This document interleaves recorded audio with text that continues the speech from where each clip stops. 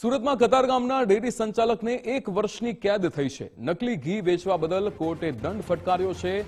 વર્ષ 2011માં પાલિકાએ ડેરીમાં દરોડા પાડ્યા હતા।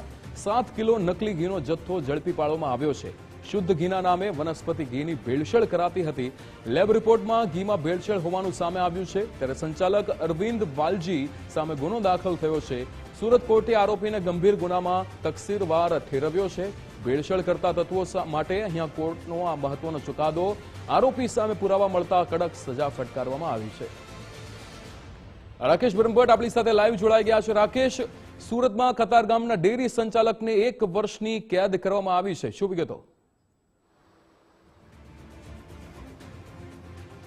બિલકુલ, શુદ્ધ ઘીના નામે લોકોને નકલી ઘી પધરાવી લોકોના આરોગ્ય સાથે ચેડા કરનાર ડેરી માલિક સામે સુરત નામદાર કોર્ટ દ્વારા મહત્વપૂર્ણ ચુકાદો આપવામાં આવ્યો છે અને 1 વર્ષની કેદની સજાનો હુકમ કરાયો છે।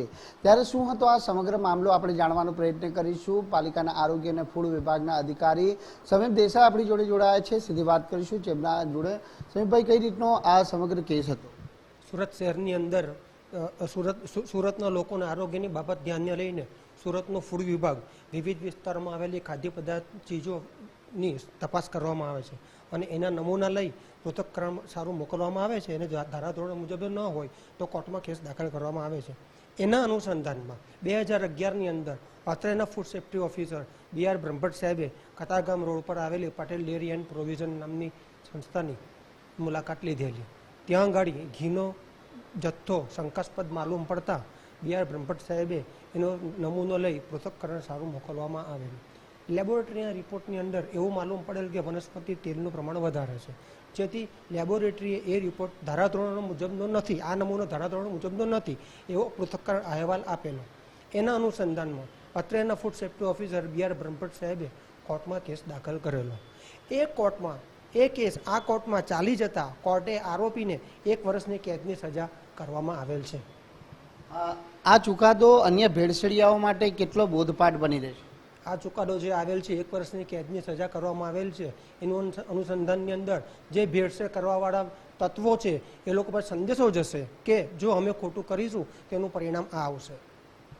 બિલકુલ, જે પ્રમાણે આપણે સાંભળ્યું હશે કે કતારગામ વિસ્તારમાં પટેલ ડેરી આવેલી છે અને વર્ષ 2011માં પાલિકાના આરોગ્ય અને ફૂડ વિભાગ દ્વારા અહીં દરોડા પાડી અને ઘીના સેમ્પલ લેવામાં આવ્યા હતા, જેમાં વનસ્પતિ ઘીનું પ્રમાણ સૌથી વધુ મળી આવ્યું હતું। એટલે શુદ્ધ ઘીના નામે લોકોને જે ભેળસેળયુક્ત જે નકલી ઘી છે તે પધરાવવામાં આવી રહ્યું હતું અને તેના પૃથ્થકરણ રિપોર્ટની અંદર આ જે હકીકત છે તે સામે આવી હતી અને કતારગામ પોલીસ મથકમાં આ મામલે ગુનો પણ નોંધવામાં આવ્યો હતો અને તે કેસ સુરત કોર્ટની અંદર ચાલી જતા અંતે આવા ભેળસેળિયાઓ સામે કોર્ટે પણ લાલાક કરી અને 1 વર્ષની કેદની સજાનો હુકમ ઉપરાંત 10,000નો દંડ પણ ફટકાર્યો છે। ત્યારે ભેળસેળિયાઓ સામે આ એક સૌથી દાખલારૂપ કાર્યવાહી છે તે સુરત નામદાર કોર્ટ દ્વારા છે તે હાલ કરવામાં આવી છે। જી બિલકુલ રાકેશ, સમગ્ર માહિતી સાથે જોડાવા બદલ આપનો આભાર।